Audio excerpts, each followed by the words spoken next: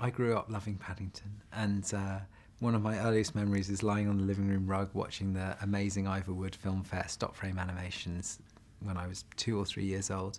They were on every lunchtime, and I just fell in love with them. He's a great character, he's really funny, he gets in lots of scrapes. That's what I liked. And then as I grew up and learnt to read, I read the books, and then eventually ended up reading Michael Bond's autobiography as I got a bit older, and just really loved the character. And I never really thought about why, I just thought I liked Paddington, like lots of people like Paddington.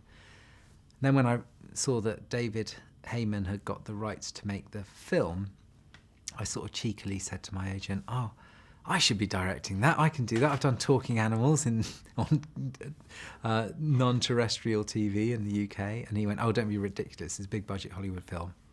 Forget about it. I forgot about it, and then a few days later he went, well, I know somebody who's involved in it, so you can go and meet them. And I met them and sort of slowly went, I know you're making Paddington, I really love Paddington, and I think slightly disturbed them by how much I knew and loved these stories. Well, I think there's lots going on, as well as all the funny things and the set pieces. There's a lot of heart, and I think, you know, like we said, everyone's felt like an outsider at some point in your life. You don't have to have travelled around the world to have felt a bit lost and alone and nervous. It could just be your first day at school, your first day in a new job or in a new town, or staying over at your friend's house. And I think we've all felt like that, and probably carry on feeling like that all the way through our lives. And that's really the story of Paddington, that he goes from nervous outsider trying to fit in and trying to be the right sort of thing to more comfortable with who he is, and realising it's okay to be a bear in this strange world and finding his place in the world. Nicole was a ridiculous coup for us to get. I was so excited to get her because I didn't think in 100 years that she'd want to do a sort of, you know, children's film necessarily. And our casting director said, who would you most like? And I went, well, you know, Nicole Kidman's amazing. I slightly had her in mind when I was writing, but you know, you can't be too fixated on one performer because they're probably not going to be available or want to do it. And she went, well, we can ask, but you know, don't get your hopes up. And then we spoke to her agent. He went, well, we'll ask, but don't get your hopes up. Then her agent phoned Nicole, and Nicole just went, Paddington Bear?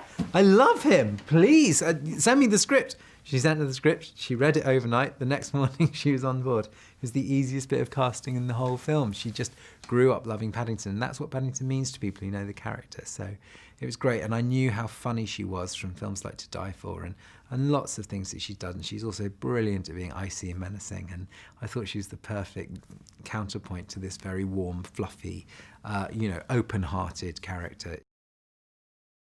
Hugh is sort of the quintessential English gentleman, and he's so funny, and people who know Downton Abbey know what a brilliant actor he is, but if you've seen any of his comedy stuff, he's brilliant in Notting Hill. He's amazing in a show called 2012 that we have here, and he's extremely brilliant comic performer and writer, so he improvises lots of his material.